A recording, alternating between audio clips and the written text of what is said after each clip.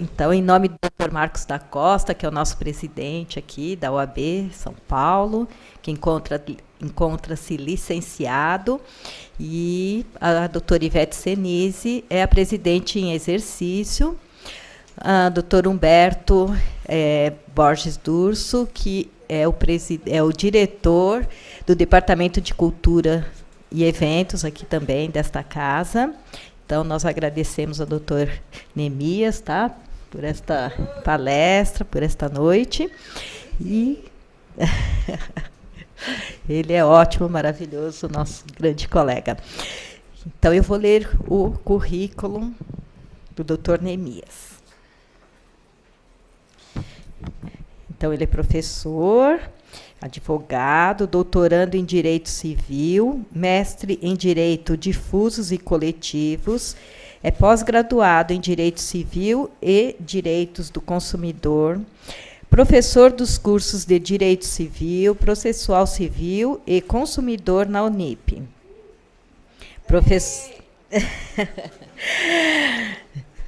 Convidado da ESA, a Escola Superior da Advocacia, aqui de São Paulo, da FMU, do EPD e de outros cursos de pós-graduação. Palestrante daqui desta casa, do Departamento de Culturas e Eventos, e autor de várias obras jurídicas, inclusive esta que foi o lançamento da 3ª edição, não é, doutor? Então, nós agradecemos, tá, imensamente, e a sua palestra, que é o Assédio Moral, o Mal do Século XXI. Vamos falar, então, sobre esse tema, que é algo bastante apaixonante, é uma das faces aí do chamado dano moral trabalhista, esse aspecto do assédio moral, que é um dos capítulos do meu livro, né? Esse livro, a primeira parte dele, eu trato sobre os fundamentos gerais da responsabilidade civil e por quais fundamentos se deve pensar na indenização por dano moral. E a segunda parte do livro eu trato do dano moral em espécie, as várias formas do dano moral nas relações de trabalho acontecerem. Então, um dos capítulos é sobre o assédio moral, mas eu trato também do assédio sexual, da revista íntima e vexatória. Tem um outro capítulo que trata da demissão abusiva e arbitrária, não é? Do acidente de trabalho, que é um dos fatores perversos aí da relação também de trabalho. Então, o livro traz vários capítulos tratando da incidência do dano moral nas relações de trabalho.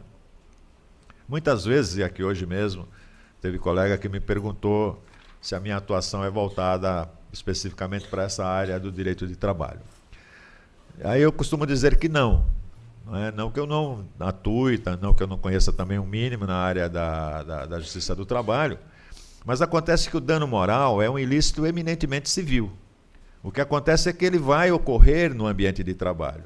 O dano moral é instituto civil. A responsabilidade civil, o próprio nome diz, é um instituto que está na área do direito civil, baseado o quê? No artigo 186 do Código Civil, que diz que aquele que lesar a outrem, né, por ação ou omissão, causando-lhe dano material ou moral, fica obrigado a indenizar nos termos do artigo 927. Então, o dano moral é um instituto eminentemente civil.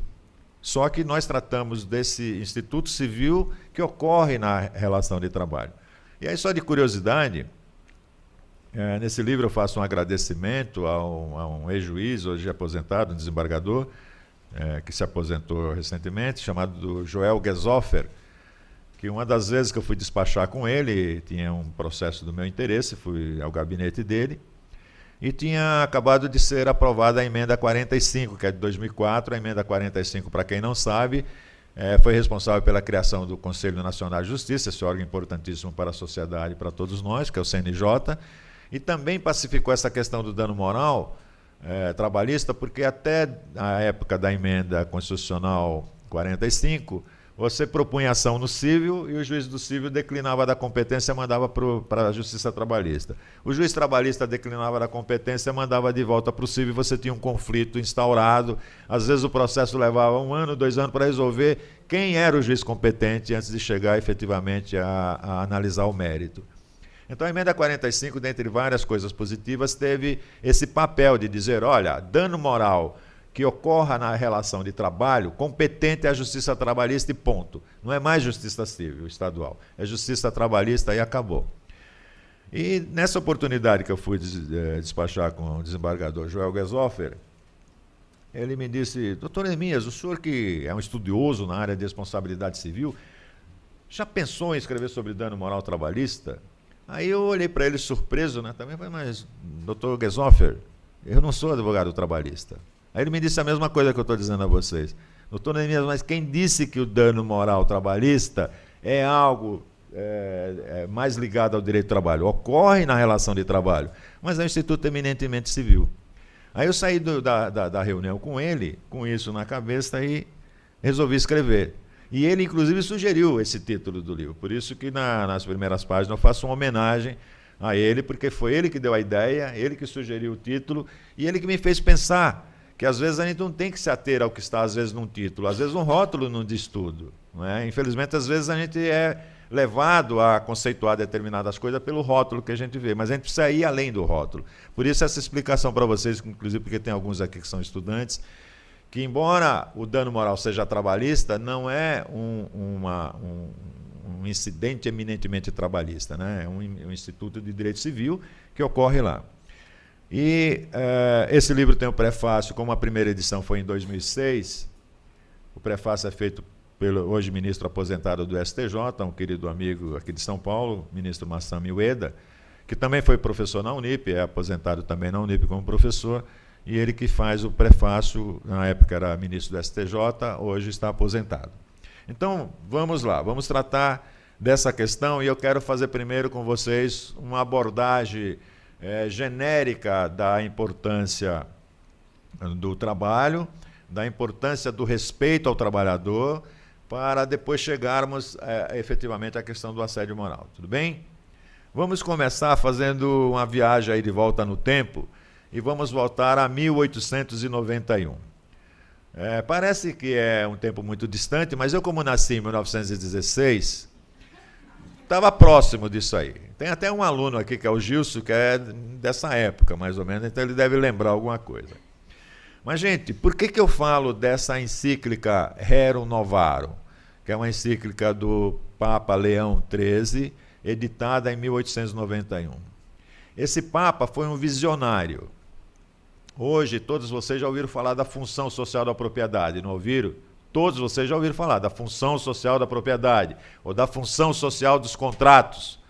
Pois olha, essa coisa que para a gente é novidade, que foi inserida na Constituição de 88 no Brasil, ele já alertava para esta coisa em 1891, ou seja, há mais de 100 anos atrás. Vocês já ouviram falar da dignidade da pessoa humana, não já ouviram falar da dignidade da pessoa humana? Que é um dos fundamentos da República, está na Constituição, artigo 1º, inciso 3º, que um dos fundamentos do Estado Democrático de Direito no Brasil é a dignidade da pessoa humana. Pois olha, esse assunto é levantado pela primeira vez por esse Papa há mais de um século atrás. Eu sempre digo aos meus alunos, procurem ler a encíclica. Tem que abstrair, você tem que tirar fora aquela parte que trata da religião, porque qualquer encíclica é papal, é uma encíclica, é uma doutrina proferida pelo chefe da Igreja Católica, evidentemente que tem uma boa dose de religião.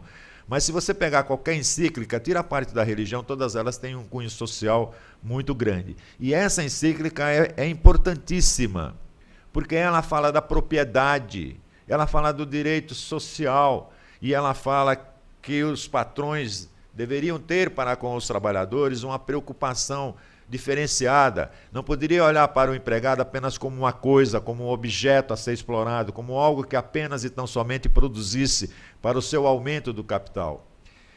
Lembrem que a essa época o Marx tinha lançado o Manifesto Comunista e começava a surgir também as ideias socialistas. O que é que o Papa fez? O Papa, em nome da manutenção do status quo, ele pregou essa mudança, essa revolução no âmbito do capital, para que os patrões tratassem com melhor atenção, com melhor carinho os trabalhadores. Vocês têm que lembrar que a essa época as pessoas trabalhavam sem as garantias que tem hoje para o trabalho. Vocês precisam lembrar que nessa época não tinha INSS da vida, nem aqui, nem em outro lugar do mundo, que garantisse ao trabalhador uma aposentadoria, por exemplo, por invalidez. Não existia. Vocês têm que lembrar também que o equipamento e maquinário que as pessoas trabalhavam nessa época eram extremamente rudimentares e extremamente sujeitos a acidentes. Vocês têm que lembrar também que nessa época não havia distinção de trabalho entre mulher, entre homens, entre crianças, entre adultos, entre adolescentes. O trabalho era igual para todo mundo. E vocês têm que lembrar também que estamos falando de uma época em que as pessoas trabalhavam 16, 17, 18 horas por dia. Então você tinha um quadro extremamente propício a, especialmente, acidentes de trabalho, que mutilava os trabalhadores, porque associava a fadiga da extensa jornada de trabalho com, às vezes, os equipamentos pouco desenvolvidos, rudimentares até, o que aumentava tremendamente a incidência de acidentes. Não é? Esse Papa ainda diz na própria encíclica que não seria justo nem humano exigir do ser humano um trabalho tal que lhe brutalizasse a mente ou debilitasse o seu corpo. Então a gente encontra as primeiras preocupações com o bem-estar social e mental do trabalhador, além do bem-estar corporal. Por isso que hoje quem estuda direito do trabalho vai ver que o trabalhador tem um dever, tem uma obrigação de oferecer um meio ambiente de trabalho salutar, um meio ambiente de trabalho que não ofereça riscos ao trabalhador. Mas olha, nós estamos falando de algo que foi escrito em 1891, em que esse Papa dizia, não basta só se preocupar com o aspecto físico do trabalhador, é preciso também se preocupar com a saúde mental, não é? Com o equilíbrio psíquico-físico dessa pessoa. E aí, dizia ele, para isso seria necessário existir algumas garantias mínimas em torno da duração do trabalho, em torno da questão da idade do sexo dos trabalhadores, das condições higiênicas de trabalho. Não é?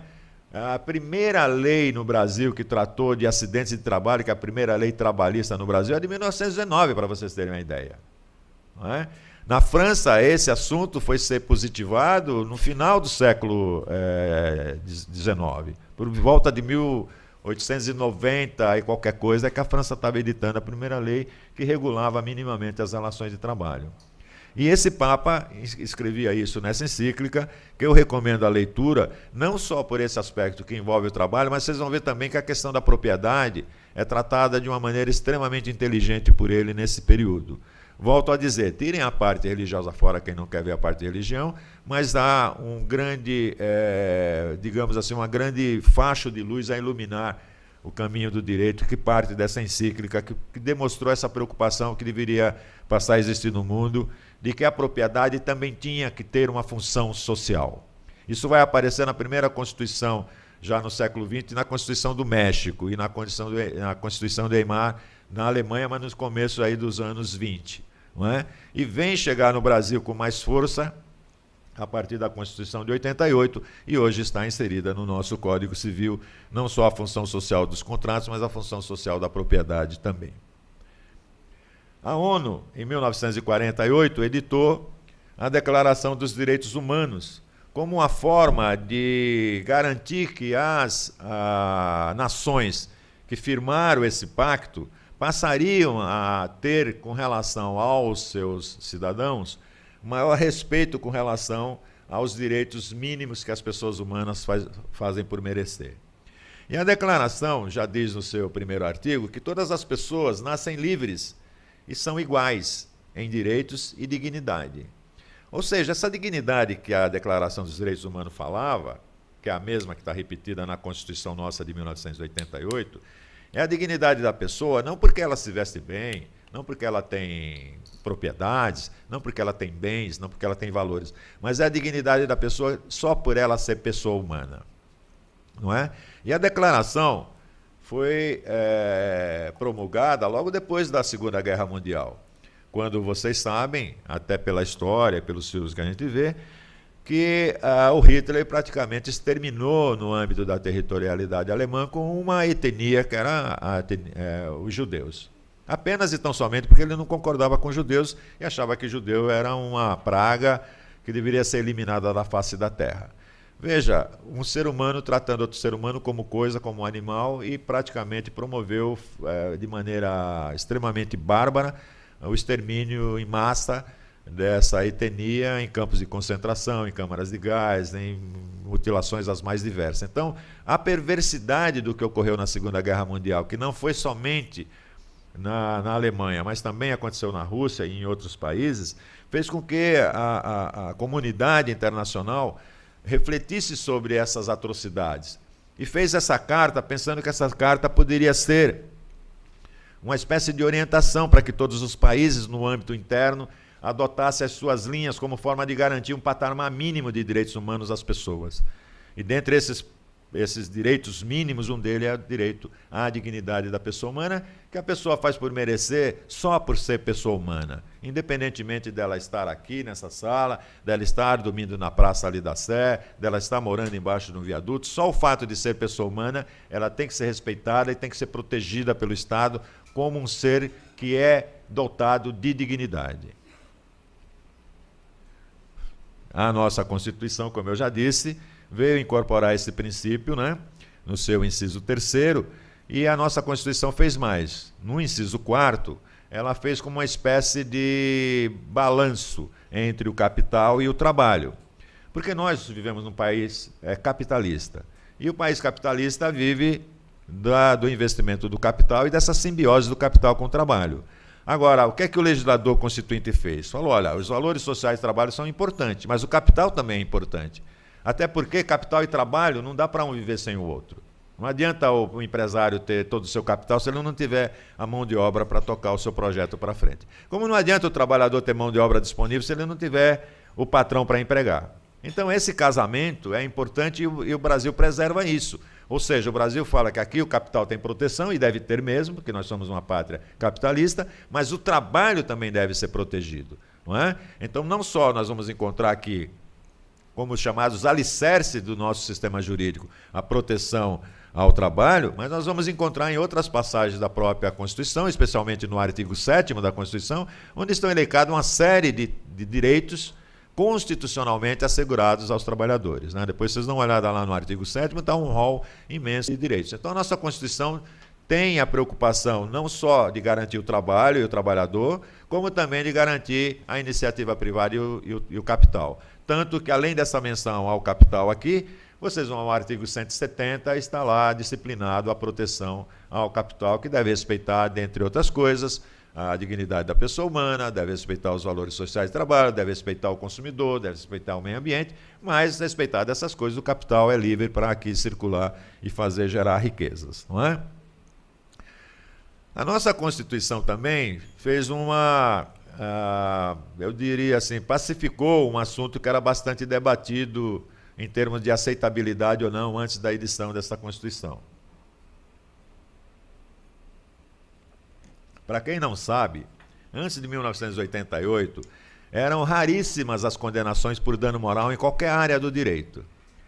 Você postulava em qualquer área do direito a indenização por dano moral e 99% das situações os juízes afastavam a pretensão, normalmente ao argumento de que a dor não se pagava com dinheiro. Havia um argumento muito pífio, mas que era muito utilizado na época, de que a dor não tinha preço. Mas quem disse que o dano moral é somente dor? Não é? E quando eles falavam assim, falavam na dor da alma, que a dor da alma não tem preço. Mas como a dor da alma não tem preço? Só quem não sofreu, não é, no seu íntimo, uma afronta, que não seja capaz de entender que a dor moral, aquela dor que se passa no íntimo das pessoas, é uma dor que a forma que a gente pode encontrar de compensar é ver o ofensor punido, né? Se alguém me agride e eu não tenho contra ele uma outra reação que não seja no âmbito do direito buscar uma indenização por dano moral, o sucesso dessa demanda para mim é a satisfação de ver o direito realizado. É de ver assim, ele me feriu, ele me agrediu, mas agora ele vai pagar por isso. Mas os tribunais recusavam a indenização por dano moral, muito ao argumento de que seria até um certo ponto imoral indenizar-se o dano moral. A Constituição então veio e positivou o que seja o dano moral. Nós temos hoje, senhores, constitucionalmente assegurado o direito ao dano moral. O dano moral é tão importante que ele é constitucional, está entre os direitos fundamentais da pessoa humana. O artigo 5º da nossa Constituição é aquele artigo onde estão os fundamentos de direito que asseguram ao ser humano, mesmo diante do Estado, que ele tenha garantias mínimas. São os chamados direitos fundamentais da pessoa humana. É no artigo 5º que está o direito do contraditório, que está o direito do habeas corpus, está o direito de mandado de segurança, está o direito ao sigilo bancário, fiscal e tributário, está o direito de imagem, está o direito, enfim, aos chamados bens personalíssimos, a honra. E nesse artigo 5º, onde estão os direitos fundamentais da pessoa humana, o legislador constituinte, por falta de uma menção, fez duas menções, né, no inciso 5º e no inciso 10, ao dizer que a indenização por dano moral, material e à imagem é possível sim. Então, depois de 88, o que a gente discute é em quais situações o dano moral pode existir ou não, ou se naquela situação em especial houve ou não dano moral. Não se pode mais dizer que o dano moral não é indenizável. O dano moral é indenizável sim, porque ele está na Constituição de maneira muito clara, como um dano, assim como o dano material, um dano perfeitamente indenizável, não é? E às vezes as pessoas perguntam, mas por que indenizar o dano moral? Não é? Eu costumo responder, com base nesses grandes doutrinadores brasileiros, especialmente o Caio Mário da Silva Pereira, que dizia que as pessoas, além do patrimônio material, as pessoas têm um patrimônio imaterial que muitas vezes pode ser mais importante do que o patrimônio material que ele tenha. E o Caio Mário costumava dizer que o dano material, mais às vezes, você consegue recompor. Imagine só a situação seguinte, imagine que você sai com o seu carro, alguém bate no seu carro e amassa. Pô, basta você levar numa funilaria, o funileiro vai conseguir recompor o dano ali, vai pintar de novo.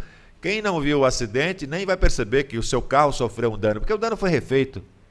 Agora, quem sofre um dano moral, imagine alguém que tem a sua imagem exposta de maneira vexatória publicamente. Nunca mais essa pessoa recupera, talvez, o respeito que antes ele tinha na sociedade. Talvez nunca mais essa pessoa volte a gozar do respeito que as outras pessoas tinham por ele antes daquela falsa acusação. Até porque esse patrimônio imaterial, que é o nome, às vezes, da pessoa, que é a honra, talvez tenha feito com que a pessoa tenha levado toda uma vida para construir esse nome, toda uma vida para construir esse patrimônio, que não tem preço. Eu já tive oportunidade, talvez vocês também já tenham tido oportunidade, de encontrar uma pessoa extremamente pobre, uma pessoa extremamente simples, analfabeta até, e a pessoa bater no peito e dizer que ela tem orgulho do nome que ela tem e que é isso que ela vai deixar de herança para os seus filhos. Que é a honradez, que é a dignidade, que é o fio de bigode, ou seja, aquela pessoa que é honrada, que tem nome, que é honesta, que é séria, que é ética. Gente, quando a pessoa fala isso, não tem preço que pague essa coisa. Isso vale mais do que qualquer fazenda, vale mais do que qualquer meia dúzia de carro na garagem, vale mais do que qualquer apartamento em local nobre de qualquer cidade.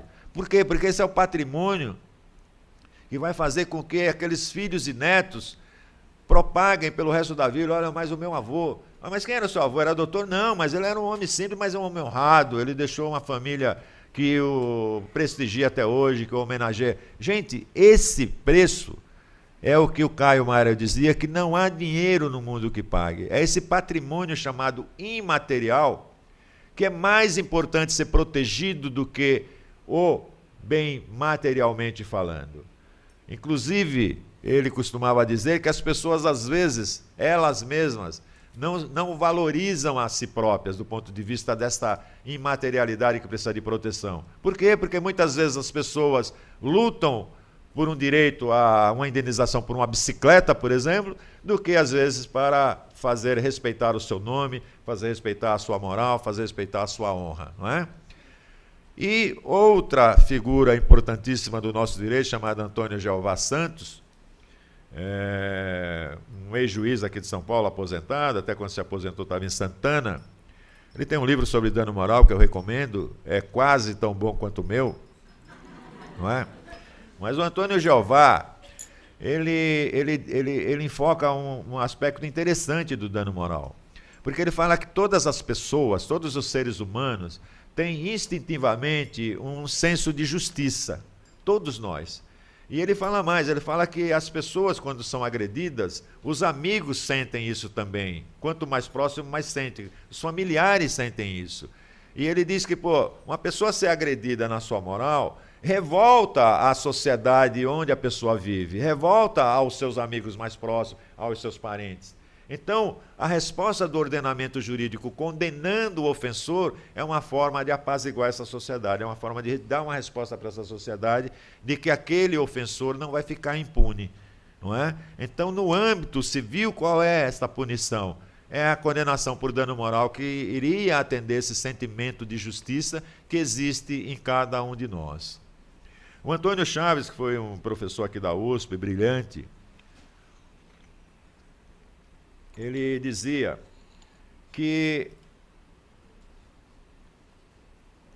a punição no âmbito civil é pecuniária, é pegar no bolso do ofensor. No âmbito civil não há pena de prisão, a não ser pelo devedor da prisão alimentar. Não sendo isso, não há prisão civil por nenhuma espécie de delito civil. Então, no âmbito civil, o que se indeniza é através do patrimônio do devedor, do infrator. Então, o Antônio Chaves dizia que quem fosse avaliar a questão do dano moral tinha que acrescer um valor adicional na indenização a título de pena. Seria uma espécie de aumentar a punição do ofensor. Porque já que eu não posso, no âmbito penal, no âmbito civil, prever a possibilidade de prisão, a solução seria uma punição tanto quanto maior possível para pegar no bolso do ofensor, porque é no bolso dessas pessoas que eles sentem, e essa função de apenar, entre aspas, o ofensor, cumpriria com o chamado papel pedagógico, aquele papel de acenar não só para quem lesionou, mas para o restante da sociedade, que aquele tipo de comportamento não se aceita e que aquele tipo de comportamento judiciário não se complaz com ele. Então, o Antônio Chaves defendia isso. Um outro grande doutrinador, não tão grande assim, porque tem só 1,70 m e poucos, que é o Neemias Domingos de Melo, ele prega nas suas obras que trata de responsabilidade civil, que além da função pedagógica, que tanto o Caio Mário quanto o Antônio Chaves pregava, eu entendo que as condenações por dano moral têm que ter um caráter exemplar, não é? Porque como as sentenças são públicas, como as sentenças se divulgam, especialmente nos dias de hoje em que a comunicação se faz de maneira muito ágil, especialmente pela internet, condenações de valores significativos pode acenar para a sociedade que a honra e a imagem e os bens personalíssimos das pessoas não podem ser agredidos. Então eu acho que qualquer juiz, e defendo isso em todas as minhas palestras, defendo isso nos meus livros, o juiz deveria, ao quantificar a indenização, ele deveria levar em conta também esse caráter de acenar para a sociedade com uma condenação que servisse de exemplo. Para quê? Não só para que quem praticou o ato não volte a praticar, mas também para que todas as pessoas da sociedade que tomassem ciência de que aquela conduta era firmemente reprimida, pense 2 vezes antes de voltar a agredir qualquer pessoa. E eu justifico isso, gente, porque muitas vezes vocês que já estão atuando, vocês que já pesquisam, e quem não fez ainda vai fazer, vai descobrir o seguinte: existem condenações por dano moral que é uma verdadeira ofensa à vítima. Vocês vão encontrar condenações em que o juiz reconhece que naquela situação houve uma afronta à moral daquela pessoa e na hora dele quantificar, ele fixa em R$1.000, em R$2.000, em R$3.000. Eu costumo dizer que a pessoa sofreu um segundo dano moral, porque reconhecer que eu fui ferido na minha dignidade e atribuir uma condenação ao ofensor de R$1.000, eu acho que é aviltar a minha dignidade. Eu preferia que ele não reconhecesse que houve lesão, que ele dissesse: olha, não houve lesão, faz parte do cotidiano, não há dano moral a indenizar. Eu preferia isso do que fixar uma condenação em valores pífios, como vocês vão encontrar por aí.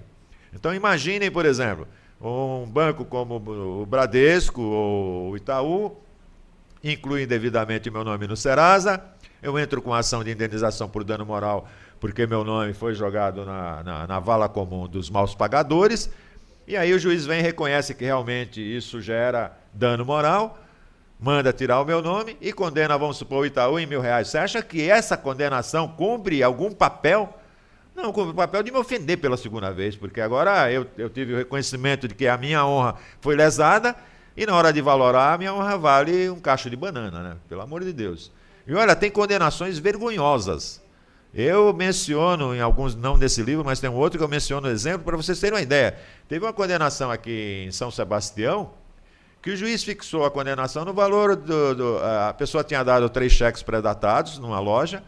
O que a loja fez? A pessoa virou as costas e ele depositou os 3 cheques. Obviamente, se a pessoa deu cheque pré-datado, porque ela não tinha fundos. Os cheques voltaram. O que aconteceu? A pessoa teve ao mesmo tempo a conta encerrada e o nome no Serasa. Por quê? Que é automático, os bancos fazem isso.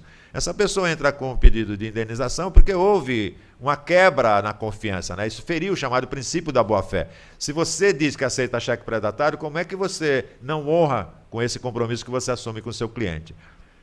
E lá em São Sebastião, o juiz teve a pachorra, pasmem vocês, de fixar o dano moral no valor equivalente aos 3 cheques, ou seja, 90 e poucos reais. 90 e poucos reais. Que era o valor, era 3 cheques de 30 e poucos reais. Não chegava a 100 reais. Quer dizer, é uma vergonha, né? Um juiz desse tem que bater numa praga dessa, né? É porque ele talvez não tem nome, não tem mãe, não tem... Deve ser uma anta, né? Pelo amor de Deus. Se o juiz tivesse um mínimo de sensibilidade, não faria uma coisa dessa. Tem um outro caso, que eu tenho isso comprovado, né? Quer dizer, eu não atuei nesse processo, mas quando eu for fazer palestra do interior que o pessoal conta, eu peço que me mande cópia da sentença para ver se é procedente mesmo. Tem uma outra que foi aqui em registro, que a mulher não pediu linha telefônica, como vocês sabem que muito comumente acontece. Alguém pediu uma linha de telefone, não usou, aí 3 meses depois, claro, a telefônica corta e começa a cobrar o débito daquela pessoa que alguém forneceu o CPF. Vocês sabem que se eu quiser uma linha telefônica, eu pego o telefone, ligo, dou o CPF do Gilson, por exemplo, ou dou o CPF da Georgiana, não é? Eles identificam lá e me mandam instalar a linha.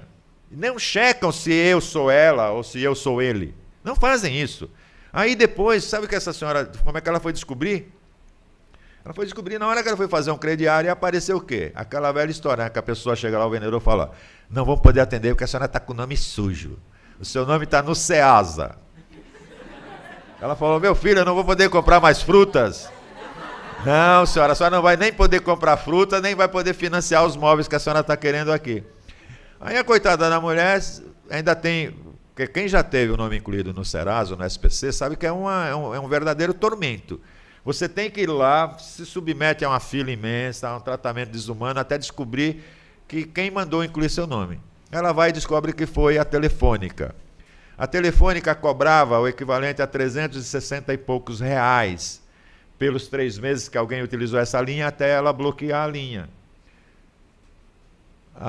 Um colega entrou com ação em nome dela, pediu indenização por dano moral e além da exclusão do nome dela no Serasa, e adivinha qual foi a fixação do dano moral? Alguém é capaz de chutar?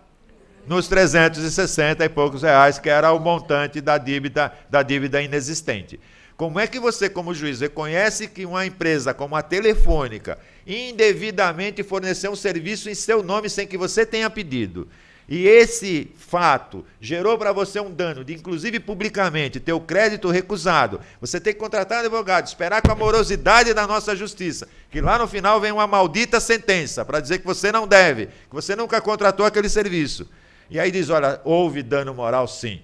E aí fixa no valor das contas, meu Deus do céu, 360 reais. Vocês acham que isso vai fazer com que a Telefônica melhore seus serviços? Obviamente que não, ela vai preferir continuar lesando, porque sai mais barato ela pagar essas indenizações vergonhosas do que investir na qualidade de serviço, que é o que a gente esperaria que eles fizessem, não é? Então eu acho que as condenações deveriam ser exemplar no sentido positivo, exemplar no sentido de grande, não é? De desestimulante, não no sentido simbólico, porque eu não quero uma condenação simbólica.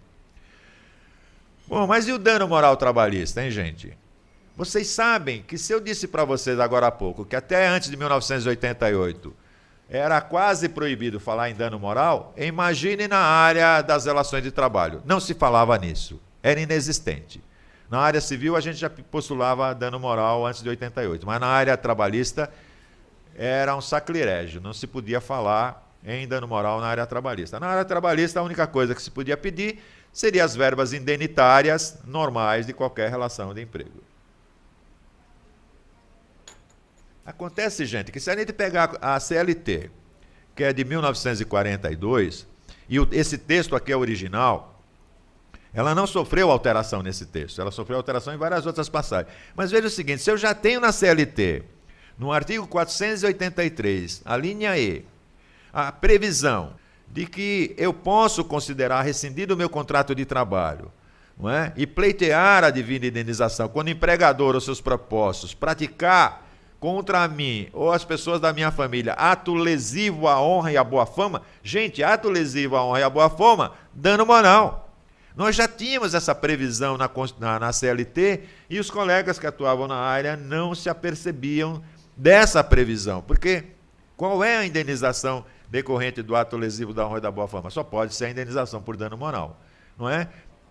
Mas aí, um desembargador hoje do Tribunal do TRT aqui da 2ª Região de São Paulo, chamado Valdir Florindo, ele veio desembargador pelo 5º Constitucional da classe dos advogados.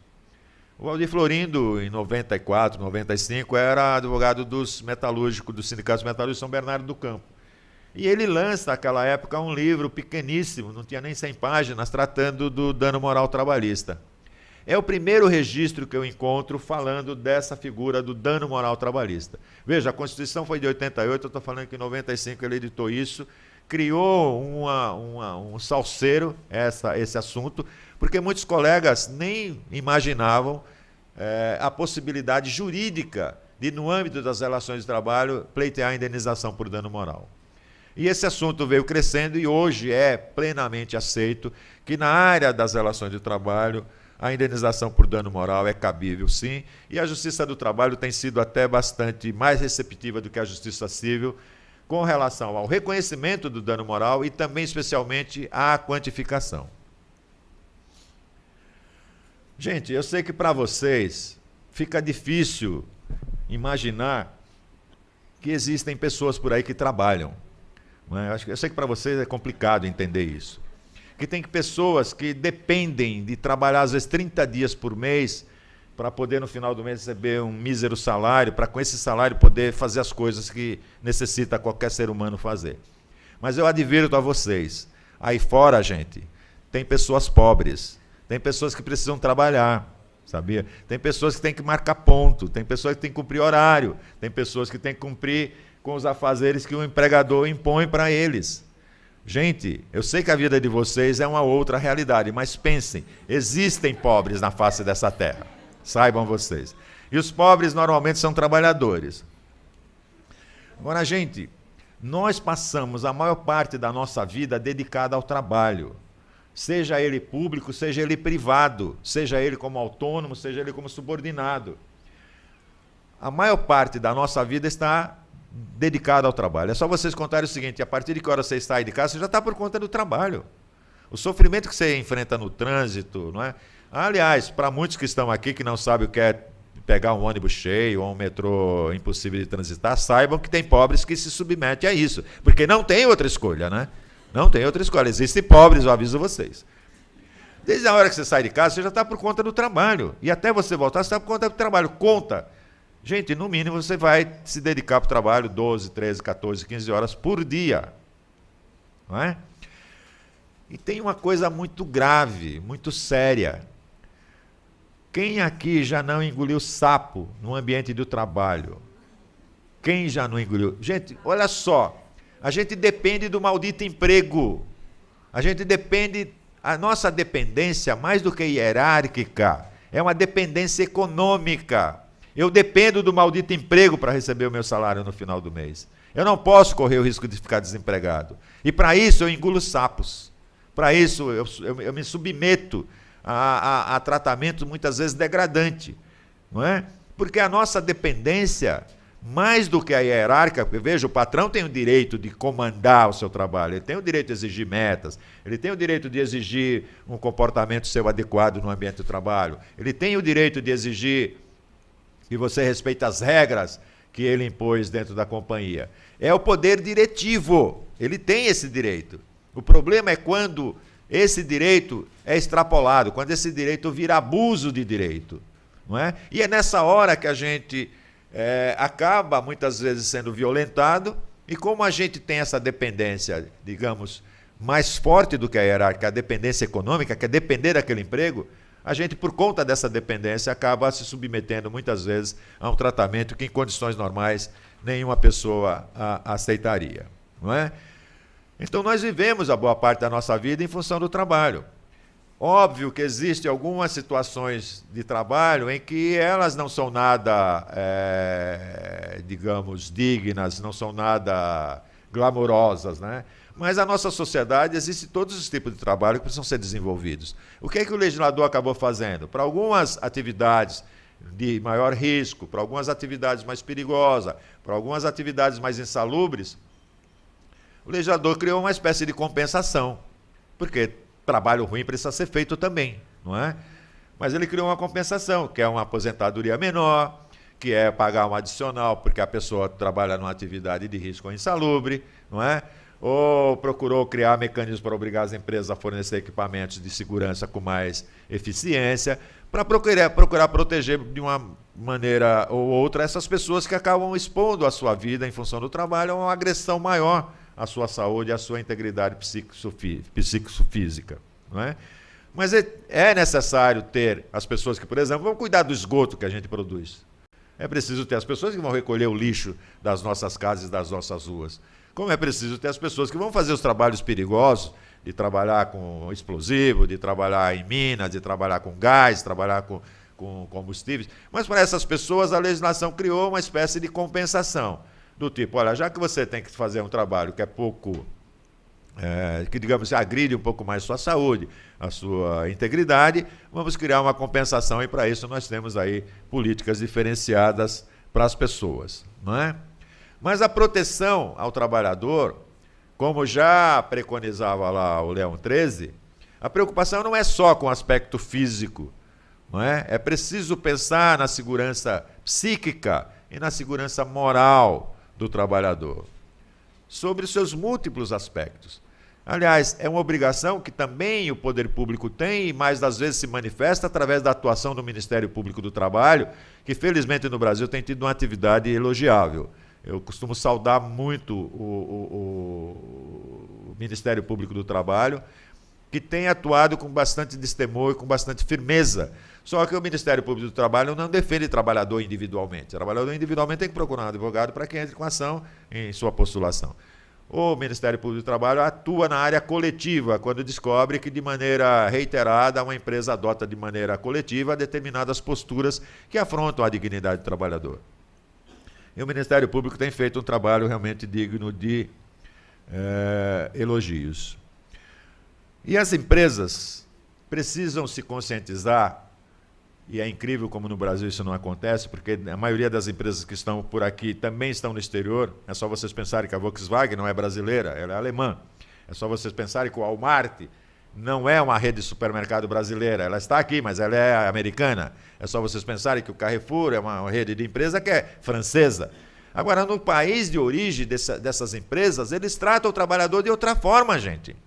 Agora, no Brasil, parece que os caras chegam aqui, como a gente é terceiro mundo, podem fazer o que quer, podem desrespeitar as normas, podem desrespeitar as regras, podem tratar o trabalhador de maneira pouco valorada. Mas, olha, eles precisam buscar o lucro, mas o lucro precisa ser buscado também considerando que o trabalhador é peça importante nisso e o trabalhador não é coisa. Por isso, algumas situações a gente vai encontrar na vida prática que caracterizam o chamado assédio moral, dentre outras violações. Vamos tratar aqui, trouxe alguns exemplos, porque aprendi um pouco também com as palestras, doutora Ana Maria, que muitas vezes as pessoas acabam tendo uma noção mais exata do assunto que a gente está tratando quando a gente acaba apresentando alguns exemplos. Então, vou trazer alguns exemplos para vocês de situações práticas, muitas delas que eu tive participação direta nos respectivos processos e posso falar com algum conhecimento de causa. Vamos ver primeiro uma definição do que seja assédio moral. O assédio moral seria uma espécie de terror psicológico, representado, né, por uma conduta abusiva. Não é uma conduta esporádica, tá? Não é uma conduta esporádica. Não é chegar hoje e dar um grito ali com o trabalhador. Não é chegar hoje ou amanhã e exigir uma meta exorbitante. tem que ser uma situação que repita-se, não pode ser uma situação estática. Aconteceu hoje, me xingou hoje, mas olha, ele podia estar de mau humor, todo mundo passa por isso, você podia também estar naquele dia muito fragilizado, estava muito, digamos, suscetível. Então não é uma situação isolada que vai caracterizar o assédio moral. O assédio moral tem que ser uma conduta abusiva por parte do patrão ou seus prepostos, né? Que pode ser traduzido por gestos, pode ser por palavras, pode ser por exigências de metas absurdas, que sejam feitas de maneira reiterada e que de alguma forma lesione a integridade psíquica do trabalhador, não é? Alguns exemplos de assédio moral podem ser encontrados naquelas situações de brincadeiras, entre aspas, que são ofensivas ou que desmoralizam a pessoa. Não é? Existem muitas brincadeiras que não são brincadeiras.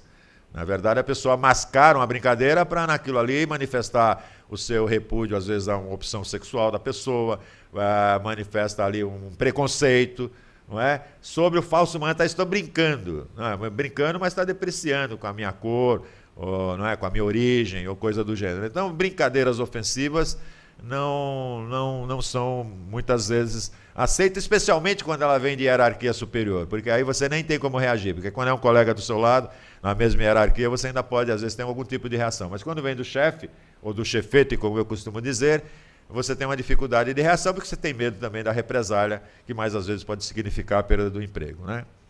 O rebaixamento profissional, especialmente quando esvazia uma pessoa de atividade, que acontece muito na vida prática, esvazia para coisificar a pessoa, deixar ela sem função.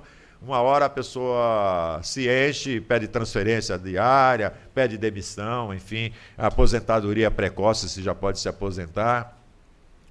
Atitudes de isolamento profissional, que acontece também muito na prática, exigência de metas impossíveis, violação da intimidade, por aí afora. Tem uma série de situações que implica em algum tipo de assédio moral. Vamos ver aqui uma situação bastante inusitada. Essa aqui foi julgado pelo TRT aqui da 2ª Região de São Paulo, e é um caso em que a Ambev está envolvida. A Ambev, para quem não sabe, é uma empresa multinacional, né? A Ambev hoje é multinacional.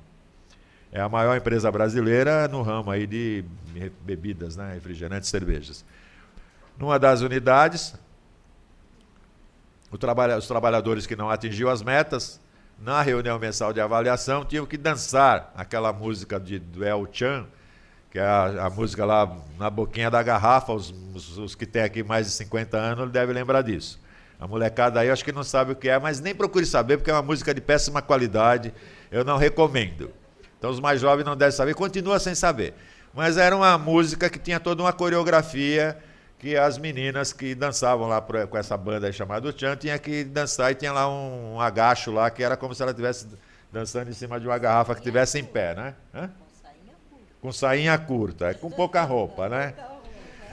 Então imagine você ser vendedor numa empresa desta, e chega no final do mês, você aparece na lista entre aqueles que não atingiram a meta da empresa, e diante dos demais colegas, você é obrigado a passar por essa prática de dançar diante dos outros a música da boquinha da garrafa.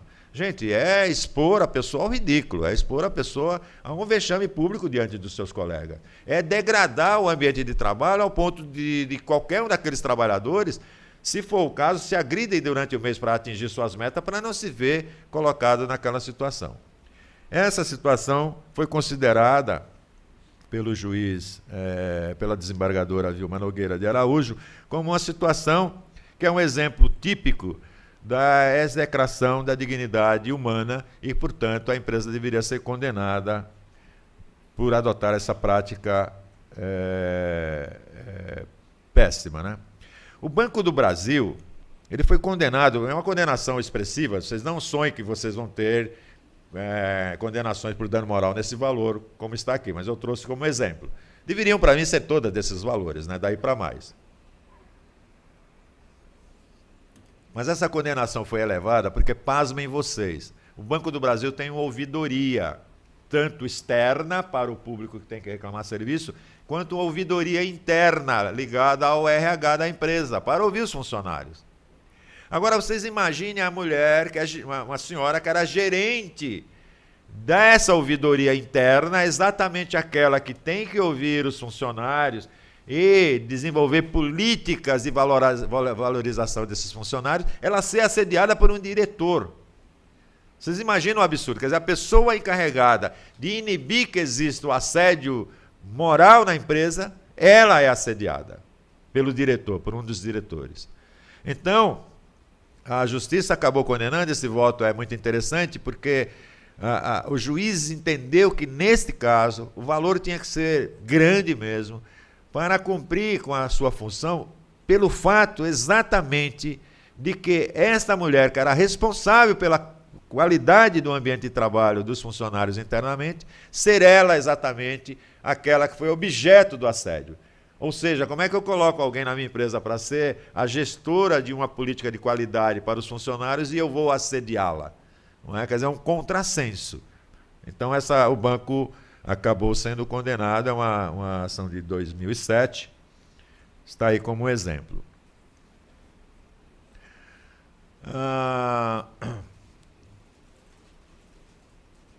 Imaginem, qualquer um de vocês, homens ou mulheres, que vocês trabalham numa empresa que transporta valores. Imaginem que vocês trabalham e no final do dia todos têm que passar por uma revista. Só que mulheres num lado, num canto separado, homens no outro. Quem vai fazer a revista? Das mulheres uma mulher, dos homens um homem. Vai tocar nas pessoas? Não vai tocar, vai só olhar. Mas essa pessoa, tanto a mulher com relação às mulheres, quanto o segurança homem com relação aos homens, colocava duas tampinhas. Tem uma tampinha aí, doutora? Tem uma tampinha aqui, olha. Eu vou fazer aqui.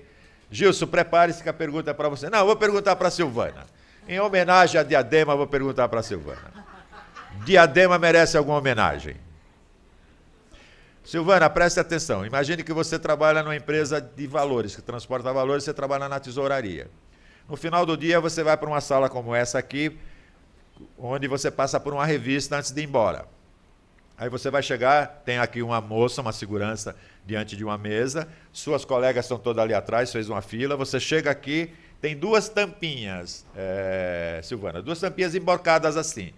Uma delas, o fundo é verde, pintado de verde. A outra é pintada de vermelho.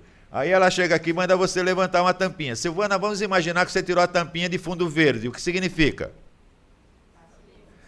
Não, tolinha. Não, bobinha. Se tirou a tampinha verde, você tem que tirar a roupa, mas fica com o sutiã e a calcinha. Se você tirasse a vermelha, Silvana, o que tinha que acontecer? Tira tudo e dá uma voltinha. Sério? Ela tira tudo e dá uma voltinha na frente do segurança. A segurança botava a mão em você? Não. Ela não botava a mão, não encostava em você, não apalpava nem nada. Mas também, seja pelada, né? Não tem mais que apalpar nada, né? Só faltava isso. Pasmem vocês que o juiz de primeiro grau em Santos julgou improcedente a ação. Ele considerou que o empregador, nesse caso, tinha o direito para evitar furto, de adotar essa prática. Gente, imaginem vocês, todo dia você era visto como um ladrão e tinha que tirar a roupa para provar que você não estava roubando, não é? E diante dos demais colegas. Gilson, já pensou você pelado, cara? Que imagem do inferno! Pois é, cara. Olha, verdade isso, verdade. O juiz de primeiro grau julgou improcedente, achou que estava dentro do direito da empresa a adotar esse tipo de prática como forma de coibir o eventual furto. Felizmente, aqui no TRT da 2ª Região, um desembargador extremamente lúcido, brilhante, eu tenho uma grande admiração por ele, o desembargador Ricardo Arthur Costa Trigueiros, ele disse, gente, ainda que a revista seja feita por pessoa do mesmo sexo, ainda que não haja toque pessoal, a pessoa é agredida na sua dignidade, não é? Passando diariamente, todos os dias, por essa revista. É a revista íntima e invasiva, se não com as mãos, com os olhos. Já pensou você todo dia você ter que passar por isso, gente? Olha, imagine o estresse que se instala na pessoa, imagine a situação de degradação da sua vida pessoal, não é? Uma situação real. O Walmart, que eu até mencionei aqui, eu peguei esse exemplo porque, às vezes, o assédio não se dá somente com aquele empregado de nível mais baixo, o empregado mais simples. Às vezes se dá também em níveis mais elevados, a exemplo do que aconteceu com a moça do Banco do Brasil, que eu mencionei aqui no início. Um diretor do Walmart obteve uma condenação na justiça no valor de R$140 mil, porque ele era coagido pela direção da empresa a entoar um grito de guerra lá, que eu não sei qual é esse grito de guerra, mas às vezes cada empresa ou cada clube de futebol às vezes tem lá um grito lá de guerra, uma expressão qualquer. E ele tinha que, na abertura das reuniões diárias, tinha que fazer isso, e se ele se recusasse, era obrigado a rebolar lá para os funcionários. Gente, imagina o cara é diretor, está aqui reúne com os funcionários, e ele tem que fazer esse papel ali na frente, pelo amor de Deus, né? É aviltante, é degradante, é uma coisa que não tem palavras aqui para descrever.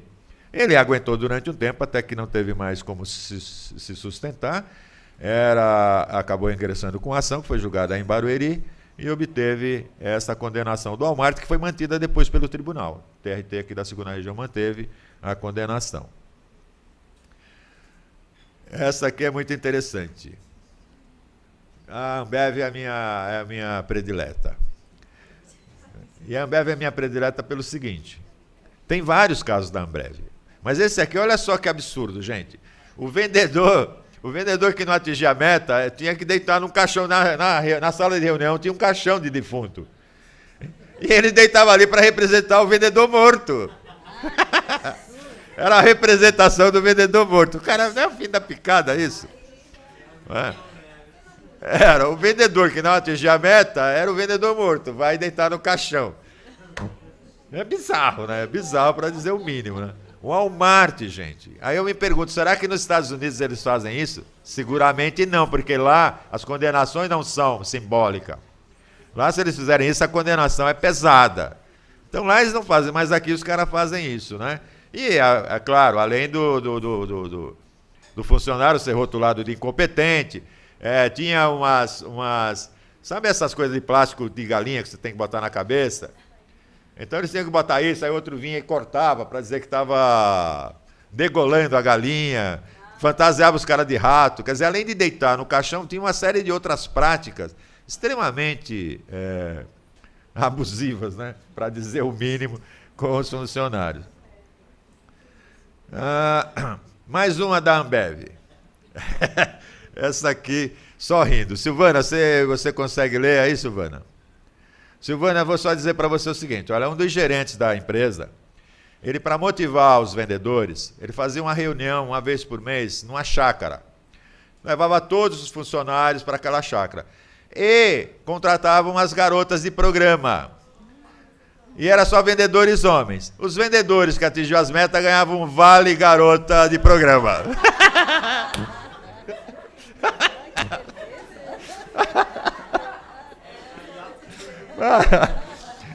Era a forma que ele tinha de incentivar as vendas, né? Aí, qual foi o problema? Muitos vendedores gostavam disso, mas tinha um que era pastor evangélico. Pronto. Aí o pastor evangélico falou: não, eu não participo disso.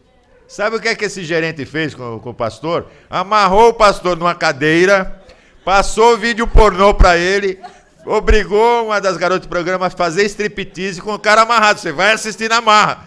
Gente, olha só que insanidade. Aí vocês falam: não, isso é mentira. Não é mentira não, gente, é verdade. Verdade verdadeira. Não é? Olha só. Um não quis participar. Então, você não quer participar, você vai participar na marra. Amarrou o cara na cadeira. E teve que assistir striptease e passar vídeo pornô para ele assistir na cadeira. Gente, lógico, ele saiu dali indignado, foi procurar o primeiro escritório de advocacia, o colega entrou com ação, né, rescisão indireta do contrato de trabalho, e pediu a indenização por dano moral, que nesse caso foi reconhecida. Afinal de contas, o cara não se sentia à vontade, não é? Se outros gostavam do vale, né, vale garota de programa, teve um que não gostou da ideia, mas foi submetido a esse tratamento de ter que se submeter à prática e amarraram fisicamente. Quer dizer, é um absurdo. É mais uma da Ambev. Depois você pergunta. O Carrefour teve aí uma condenação também singular em 2012, porque uma funcionária sofria discriminação racial, e isso ocorreu assim, por 3 anos seguidos, né? E ela passou a ter uma síndrome decorrente desse esgotamento profissional, que hoje, aliás, para quem não sabe, o assédio moral está sendo considerado um acidente, equivalente a um acidente de trabalho, é uma doença profissional, não é? E só quem já passou por isso para saber o quão pernicioso é essa coisa. Eu sei que aqui tem alguns que trabalham, por exemplo, aqui no Tribunal de Justiça de São Paulo, e eu acho uma hipocrisia aquilo que tem no site, na página inicial do site do tribunal, dizendo lá, assédio moral denuncie, não é? Outro dia até encontrei com o presidente, o Renato Nalini, que é meu amigo, meu colega até, foi professor também na Unip, embora esteja licenciado já há uns 4, 5 anos. Eu falei, pô, aquilo é uma hipocrisia, porque ele sabe tão bem quanto eu, qual é o tratamento que, por exemplo, a maioria dos desembargadores, qual é o tratamento que eles dão aos seus funcionários. A maioria dos juízes com relação aos seus cartórios, mesmo aqui no Fórum João Mendes, o tratamento é aviltante. Quer dizer, esse pessoal, desembargador, juiz, tinha que passar, todos eles, não sei nas outras áreas da justiça, mas nessa aqui que eu conheço bem, um lugar onde se identifica o assédio moral de uma maneira presente, permanente. No serviço público em geral, isso é muito presente. Porque pensa assim, o funcionário público ele é estável. Aí eu não quero ele na minha unidade. O que é que eu faço? Começo a perseguir o cara, porque eu não posso mandar ele embora. Começo a perseguir. Para quê? Para ele pedir transferência, para ele pedir licença, se aposentar, assumir. No ambiente do trabalho é perverso. E o que me causa profunda tristeza é ver nesse Tribunal de Justiça de São Paulo como os funcionários são tratados. São tratados de maneira aviltante pela grandiosíssima maioria dos juízes. Não falo nem da área criminal, nem do direito público, que eu não convivo, mas na área aqui do direito privado, eu já tive o desprazer de estar despachando com o desembargador, ele chamar um funcionário para trazer um processo, alguma coisa, e o funcionário não encontrar ou não localizar, e eu ter que ouvir grosserias dele contra o funcionário na minha presença. Quer dizer, algo extremamente incômodo, porque os caras não têm noção, são aquela coisa que não era o que a gente esperaria que ocorresse na justiça. Me permitam fazer esse desabafo aqui. Mas, voltando aqui à vaca fria, o Banco Santander, e os bancos também são campeões nisso, né? Para quem não sabe aqui, todos os gerentes de banco e funcionários têm metas lá para atingir. Por isso, quando você vai lá pedir um empréstimo, eles tentam te empurrar um cartão, um título de capitalização, um seguro, alguma coisa. E uma moça foi durante mais de 5 anos lá maltratada pelos seus superiores, que frequentemente diziam a ela, quando ela alegava que tinha dificuldade de vender alguma coisa, falavam, minha filha, se vira, vai rodar a bolsinha na esquina, mas vende. Quer dizer, não dá para você se deparar todo dia com esse tipo de tratamento dispensado pelo seu chefe. Ela um dia se cansou, ingressou na justiça e acabou obtendo uma indenização de R$100 mil, porque provou na justiça que esse tratamento era dispensado a ela de maneira continuada. Tem um caso aqui que é uma ação civil pública, em que um chefe da Samsung na fábrica de Campinas humilhava coletivamente, era um cara coreano, radicado aqui no Brasil, e era chefe na Samsung, e tratava os funcionários de maneira agressiva, sem respeito, com gritos, palavrões, e era de maneira continuada.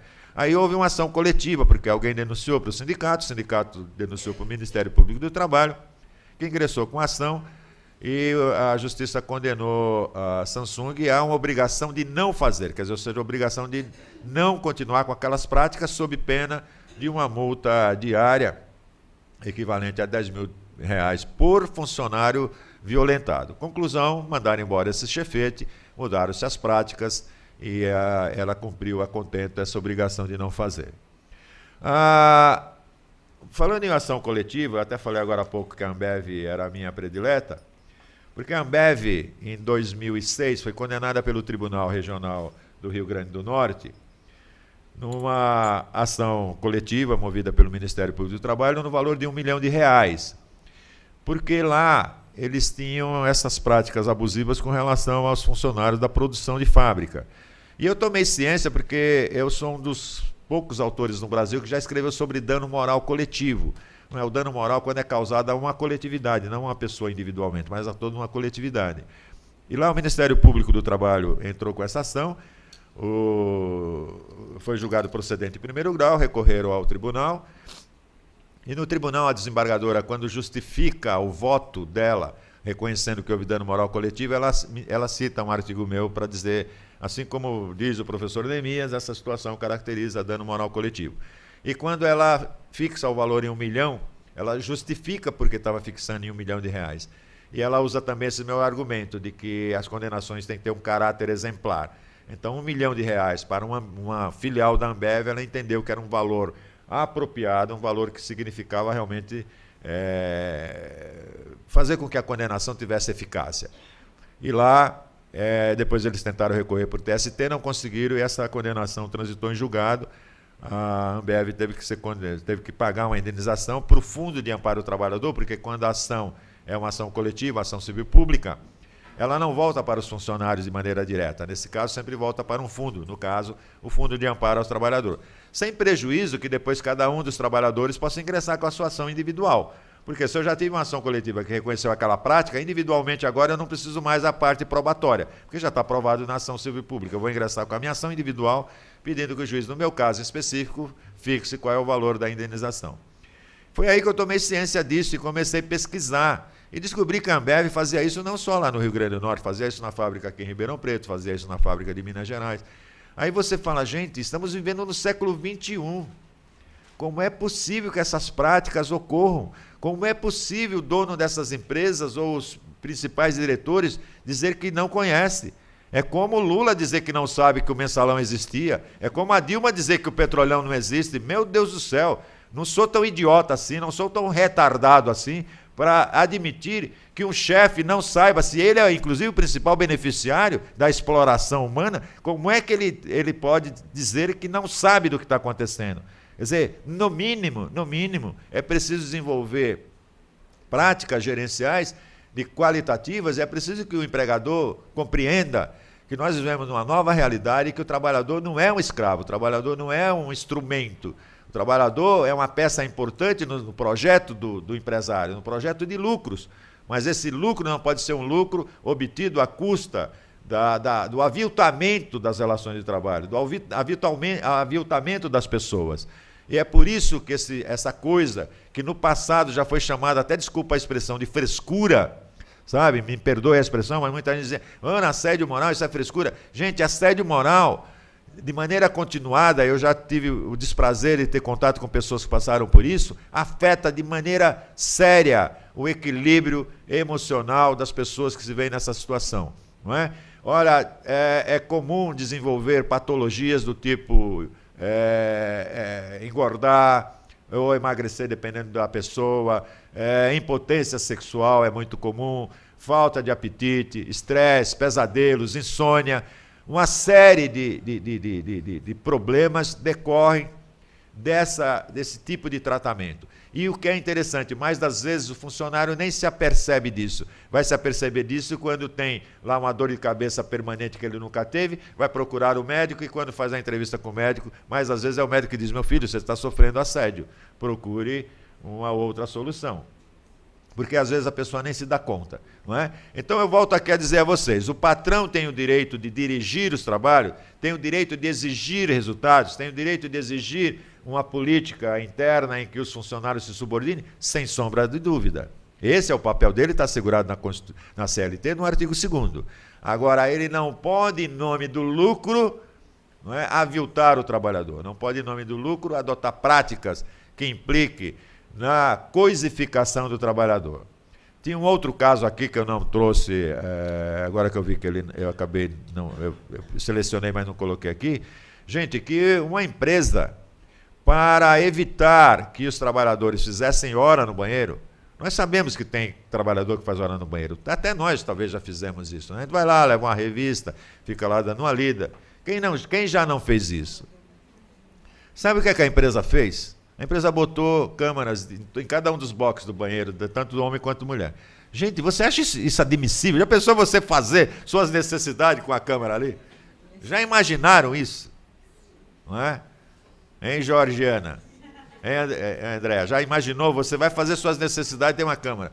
A empresa, na sua defesa, sabe que... E aí foi dano moral coletivo, porque todos os funcionários estavam submetidos a isso. Sabe o que a empresa alegou na justiça? Que não tinha filme, a câmera não estava ali para filmar, era só para inibir. Gente, inibir ou não quero saber, tem aquela coisa ali, como é que eu vou fazer minhas necessidades aqui, né? Aí o que a empresa fez depois de condenada? Ela adotou a prática de botar um funcionário na entrada, não é, do banheiro, mas do lado de fora, e esse tinha, digamos, o papel de fiscal para controlar ali o tempo. Olha, menos aviltante. Mas agora botar uma câmera para que você não faça hora no banheiro, pelo amor de Deus, não há uma invasão de privacidade maior que essa. Gente, na minha casa, eu não permito nem que o meu cachorro entre no banheiro quando eu estou fazendo as minhas necessidades. Quanto mais, sei lá, uma câmera me filmando na hora que mais sagrada que tem para mim, não sei se para vocês. Não é? Então, não se admite esse tipo de coisa. Infelizmente, o Brasil ainda não tem uma legislação que coíba o assédio moral. Há um projeto de lei na Câmara Federal, é datado de 2001, pasmem vocês, mas está lá no rolo de tantos outros projetos, que procura criminalizar. Eu acredito que na hora que isso esteja no Código Penal, como está hoje o assédio sexual está no Código Penal, hoje é crime. Não é? Eu acho que na hora que o assédio moral também for criminalizado, independentemente da indenização civil que se pode postular por dano moral, decorrente do assédio, também cabe uma ação pública, né, pelo crime praticado. Mas esse projeto, como tantos outros, está no Congresso Nacional esperando apreciação. Eu quero encerrar aqui agradecendo a vocês o carinho dessa presença e passar a palavra aqui à doutora Ana Maria, que vai fazer o encerramento solene. Um grande beijo a todos, espero ter pelo menos motivado vocês a pesquisar melhor sobre esse assunto, que é algo importante e algo que a gente tem que fazer uma corrente para que isso seja abolido das nossas relações trabalhistas, porque isso não é bom para o empregado e, portanto, não é bom, por extensão, para o próprio empregador, embora ele não perceba isso. Um grande beijo a todos.